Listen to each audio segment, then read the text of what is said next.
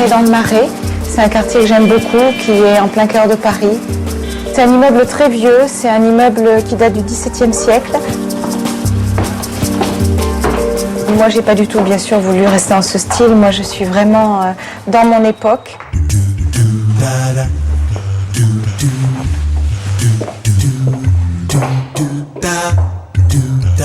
Dans le Marais, il n'y a pas tellement d'audace architecturale. C'est un quartier qui reste très sage. Les audaces, en fait, c'est des architectures intérieures. C'est les galeries d'art contemporain qui se sont fabriquées des espaces très beaux, très forts, justement dans des cœurs d'îlots, dans des cours intérieures. À gauche, il y a une œuvre que j'aime beaucoup, de Guy Limone, qui est un artiste français. Une œuvre assez longue, un peu comme un papier peint, très graphique. Ignition. Begin the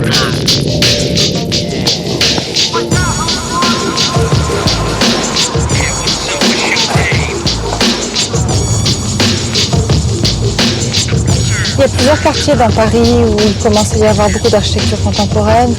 Sur les Champs-Élysées, l'avenue où justement chaque époque a pu se représenter, avec de très beaux exemples années 40, années 50, années 60.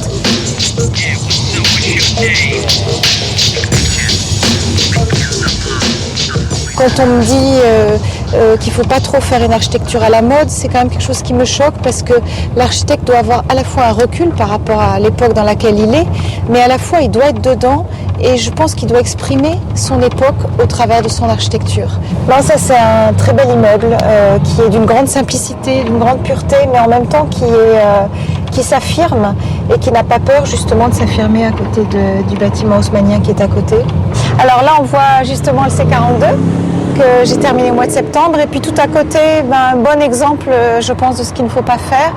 Et cet immeuble qui doit précisément être années 80 n'a pas essayé d'être inscrit dans son temps avec fraîcheur et liberté, mais il a au contraire essayé de faire une espèce de pastiche d'immeuble en pierre un peu haussmannien. Finalement, c'est un immeuble sans caractère qui, lui, précisément, se démode très vite parce qu'il n'a rien à raconter.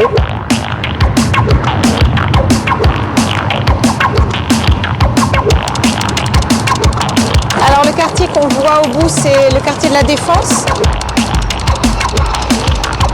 C'est un quartier de tours qui a été fait dans les années 60. Le plus important, c'est pas qu'il y ait quelques tours magnifiques, c'est cette densité, le fait qu'elles soient proches les unes des autres qui donne finalement au quartier un souffle extraordinaire.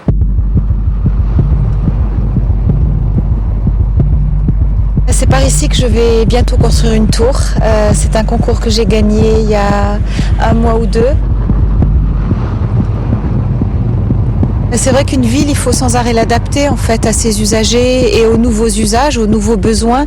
La Défense, c'est un morceau de ville qu'on a un peu laissé à l'abandon dans les années 80-90, auquel on commence justement à repenser, mais il y a énormément de choses à faire. J'ai fait un premier concours il y a quelques années qui était le grand concours de la Tour Phare.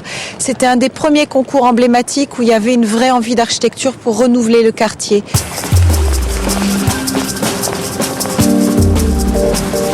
C'est évident pour moi qu'à Paris, il faudra de temps en temps et dans certains endroits construire des tours. Le bonheur d'un habitant, c'est pas d'être à 2 heures de transport en commun par jour de son lieu de travail. Donc, construire en hauteur, c'est une façon de limiter les distances, d'économiser le terrain aussi.